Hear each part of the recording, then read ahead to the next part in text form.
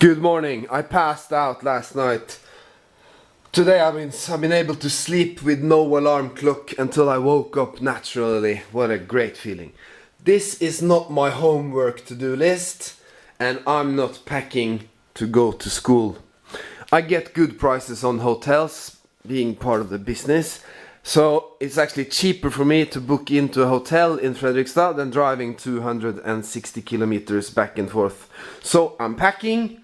This is the things I need to remember, and I'm packing to go to Fredrikstad. I'm staying there this weekend. I'll drink the local beer, walk the local fields, show you some clips from the old city and the fortress, and tell you some history with some factual errors included for free, and have a great weekend together with you. So welcome to Digging Norway's Fredrikstad weekend, and I'll see you down there. We can have a look at yesterday's find though. Starting off with the silver coin. It wasn't 1888, it was 1883. That's not a very good year, unfortunately. 1.2 million samples produced. This one is worth 25 bucks. The gold, 14k. 2.1 grams. Yeah, but it's a nice ring. I have 6-7 rings now. Someone asked, is it really that hard to find silver? Yes, it is. The best detectors in Norway, and that maybe a handful, will pick up between 40 and 50 silver coins. And that's 4, 5, 6 detectors, like I think, of 200 that I know of. An average detector that gives many hours, that are experienced, will maybe do 20-25. I'm not that experienced, but I certainly put in many hours. I'm not sure how many I've got now, but maybe 10. But I haven't done that many fields. I've been, hunting a lot of other places as well, but yes, it is hard. This one is actually cleaned with a solution of 2.5% sulfite acid, because it was heavy attacked with some black stuff. Lemon juice just wouldn't cut it. The local detectorist, which is a member of a smaller Norwegian club, gave me a bottle. First I thought it was moonshine, but it was sulfite acid. But it worked out nice. I don't think it's too shiny, but it's borderline. Okay, remember a couple of days ago I mentioned a hotel with this swimming pool, fun park, land, blah blah, and the Hungarian dance band. I spent a lot of nights in this hotel, and now they're making it bigger. This is a nightmare of a hotel. What's the show going on now? Show de Grand Prix de... Yeah, they've imported some Romanians to do a musical, and they have extended the swimming pool, so now you have 500 small kids screaming and urinating in the water at the same time. Thank God I'm not staying there. I'm going downtown, close to the river, close to the city, and close to the action. Well, there will be some background noise because of the passing cars, but this is the center. This is the areas we're hunting, close to the old city where the fortress is. And Sweden is over here. And actually all this area has been full of history with regards to the conflict, the ever-going conflict between Norway and Sweden. You see all those R's. They indicate heritage sites, and of course they are protected. Very popular place also in the summertime. Many people have boats, and they go around here with their boats and swim and fish and whatever. I will get back to you with a little bit more history of the place, because I think that to really appreciate the finds we do we have to understand, we have to have some kind of crude idea about the context. And I think the mark of the municipality tells a lot. The fortress and the lion. Or it's a bear. Sorry. Sorry, Fredrik. It's a bear. Tells a lot. This is a fighting municipality.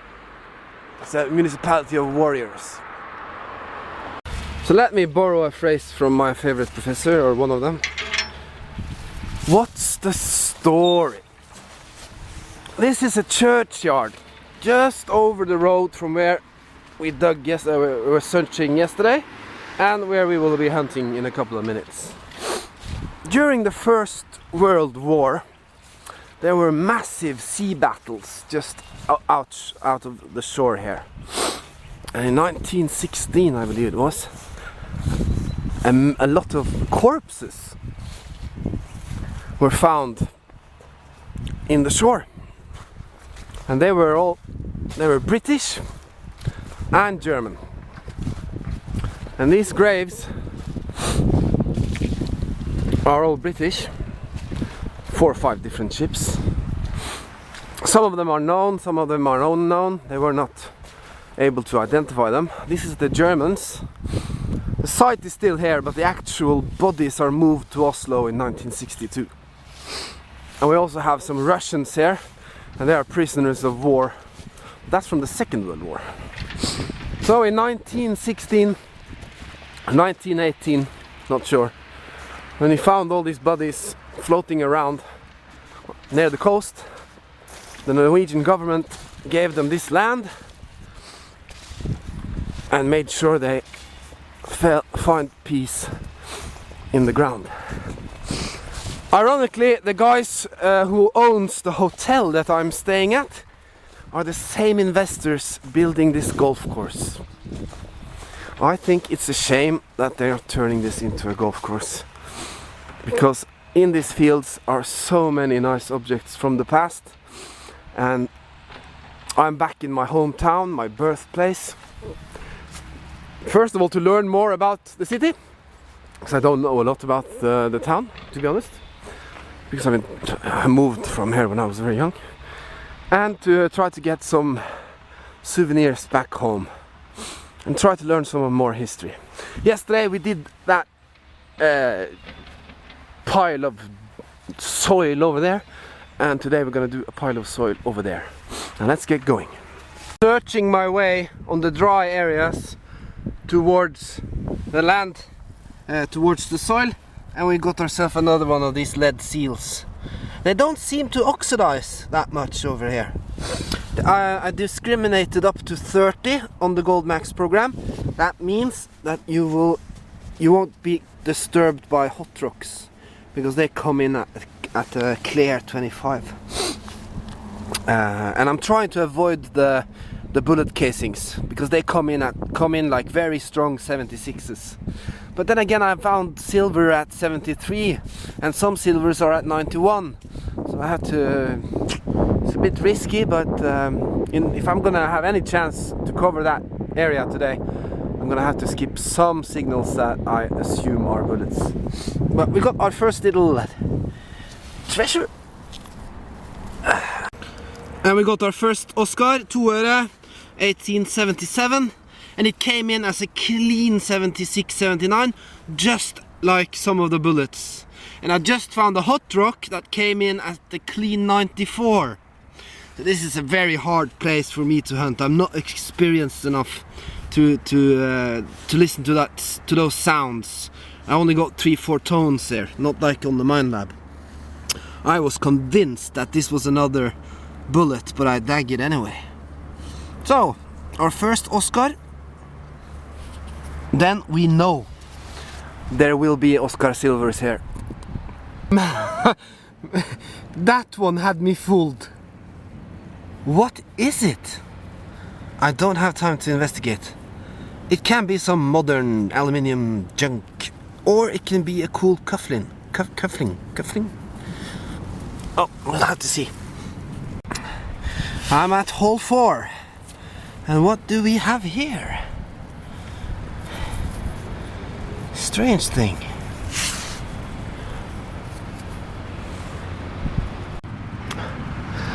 You can't really walk where you want to go at this field because some areas are swamps. I want to go over there, but I can't find the way without sinking. Now, this is not an easy field to hunt, and I'm an idiot when it comes to this, you know that, whatever. I wanted to do it. This one is cool. Look at that keyhole. It's been a while since we made locks like that, huh? And today's first button. It's really hard to separate bullet casings from other targets. I guess if you spend more time with this detector or any detector, you'll learn how to separate that, but man, I find it very difficult. So some targets I just skip and some I dig, and it will be a little bit chance and luck here, as always. I made my through a swamp from shit, and this gave a BAM! It has an inscription, and I'm gonna wash it off. I think it says Holten, that's another neighboring municipality, Larsen, a very common name, and Fredrikstad, copper, and something. I'm not gonna carry this, it weighs a ton. We can rest in peace. I'm gonna try this area now. At least it's dry, but it's full of crap. You gotta be shitting me. Who's over there? There's two detectorists over there. I was just in that area. I'm gonna go and say hello. It looks like dog. It looks like Mr. Mindlab himself. You can recognize him by his white headphones and his majestic posture. But I'm leaving. This place is shit. I know a better place. Why am I not surprised? As I was driving to the other field, Mr. Mindlab shouted, "Silver!" And he's got a silver coin. Man, I don't know how he does it all the time. Damn. Let's have a look. It wasn't Mr. Mindlab, it was his friend, the local guy. You see, local experience pays off. It's got some beatings on the edges, but I'm sure it will clean up good. Oscar second. 2 shilling, 1871. Roses. They made them with stars as well, didn't they? Yes. I think they're about the same value. Yes, about. Well, congratulations. Thank you. Where did you find it? About 20 meters. Just this there? In that area. Yes. Yeah. Cool. Well, I'm still heading over to the other field. But I wish you good luck, guys. Thank you. And that's where it ends. We went all the three of us to the other field. It's promising, but it got late, and what should I say? I found a copper shilling, but I won't go through the finds now. This is the 2 øre. The rest is in the car. What I'll do, I'll make a collective clip at the end of my trip, showing all the finds. Local beer, I promised you. I come to the hotel and they serve Oslo beer. Even worse, it's 2 in the minibar. So I have to call the reception for more. Whatever. I started out on the wrong field, but I'm a stubborn bastard. And as you could see, the other guy found silver there. It's not the same local guy who gave me the acid. That's another local guy. There's a bunch of hardcore detectorists that hangs around here in Fredrikstad, and they know the places. So I'm in my room. I'm very hungry. I'll just post this video, and tomorrow morning we'll be back at it again. It's been a rough start. Some buttons, some shillings, no silver, but tomorrow will be better, for sure, for sure. I'm checking out. I'm going for dinner. Hope you enjoy my video. I wish you all the best.